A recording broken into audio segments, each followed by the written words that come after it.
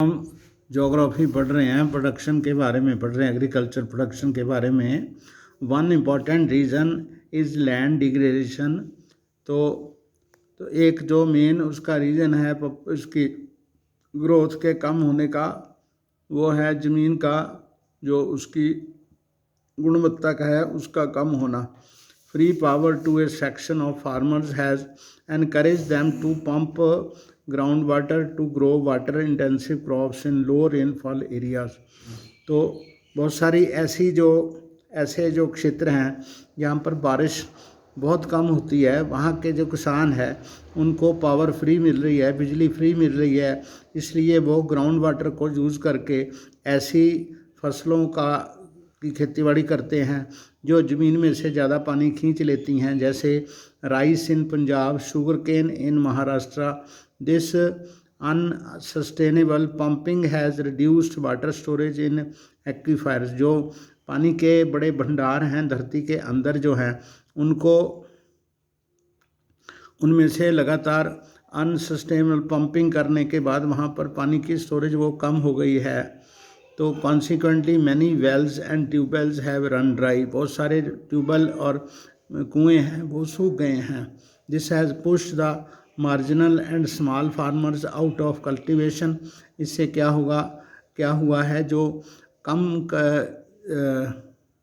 कम ज़मीन वाले जो मार्जिनल जो जहाँ छोटे किसान हैं वो खेतीबाड़ी करने से महरूम हो गए हैं। The big farmers with deeper tubewell still have water. तो जो बड़े किसान हैं, जो पैसे वाले हैं, वो गहरे कुओं से अभी भी वहाँ पर पानी लेते हैं।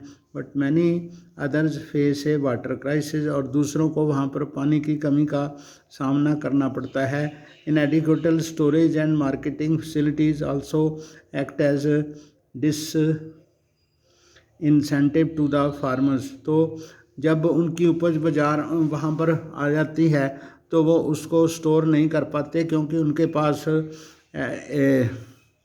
स्टोरेज और मार्केटिंग की फैसिलिटी नहीं है। Thus the farmers are badly affected by uncertainties of production and market.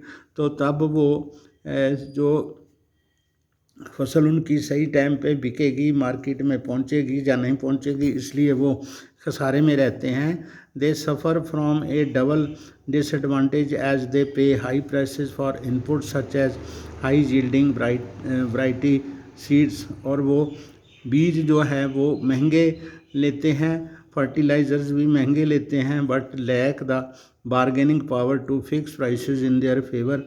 तो अपने फेवर में, अपने पक्ष में जो प्राइसेस हैं फसलों के, अपनी मर्जी से नहीं कर पाते। जितना कोई उनको पैसे देता है उनको उतने ही पैसे लेने पड़ते हैं।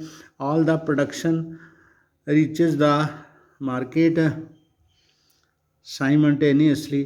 तो सारी जो प्रोडक्शन है सारी की सारी वो मार्केट में पहुंच जाती है। तो the higher the supply the lower is the demand. तो जब सप्लाई ज़्यादा हो जाती है तो उस टाइम उसकी मांग बहुत कम होती है। This causes distress sale also. इससे उनकी बिक्री बहुत ज़्यादा कम होती है। Therefore there can be no food security without the security of the small farmers.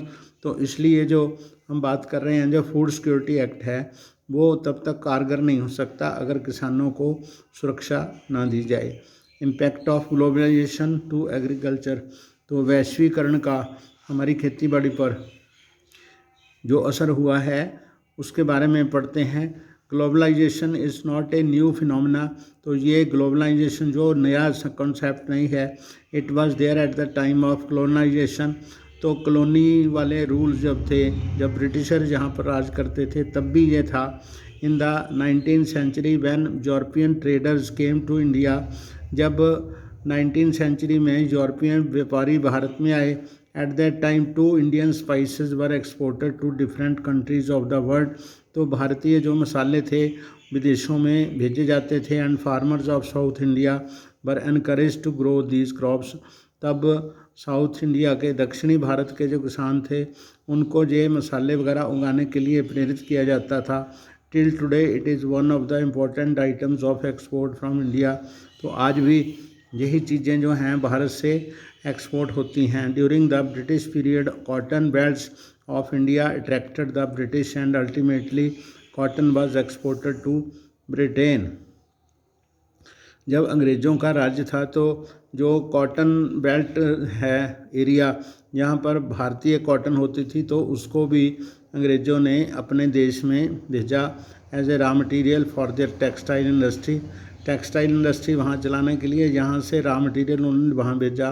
Cotton textile industry in Manchester and Liverpool flourished due to ability of good quality of cotton.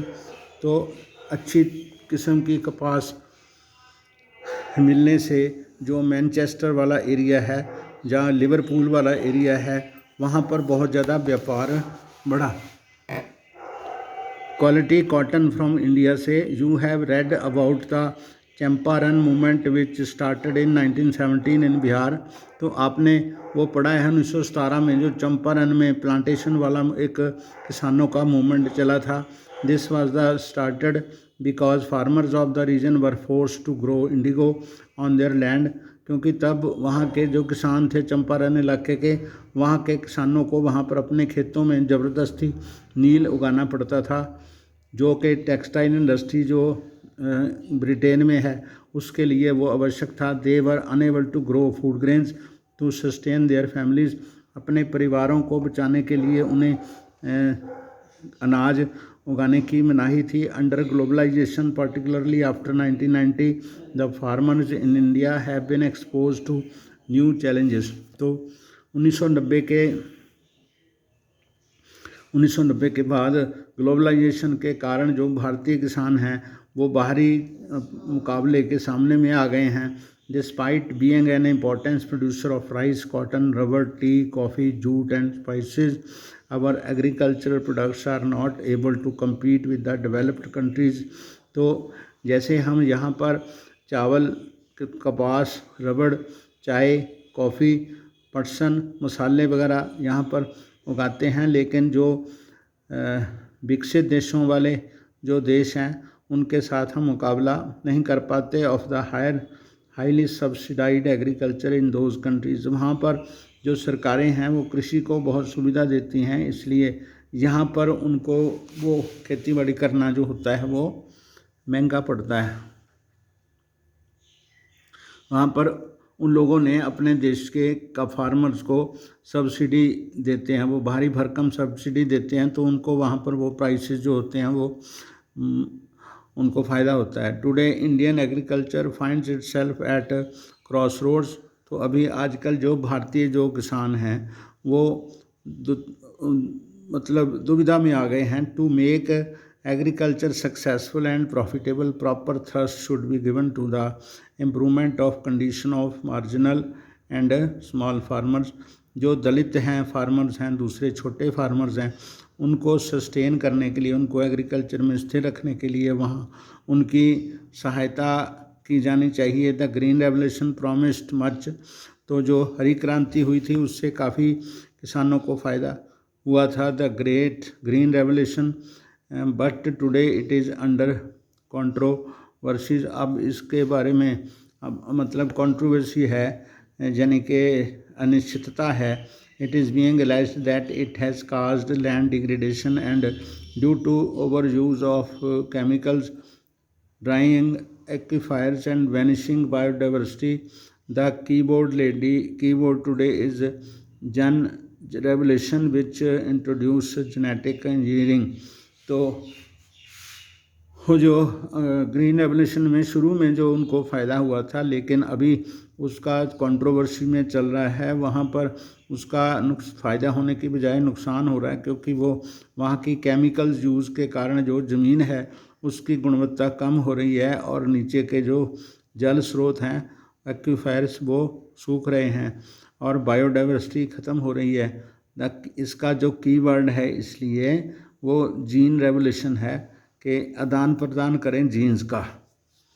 तो उसमें एक साइंस की एक branch है genetic engineering, तो वहाँ पर बीजों का सुधार किया जाता है, उसकी पैदावार बढ़ाई जाती है, तो उसको हम जेनेटिक इंजीनियरिंग का इस्तेमाल करते हैं।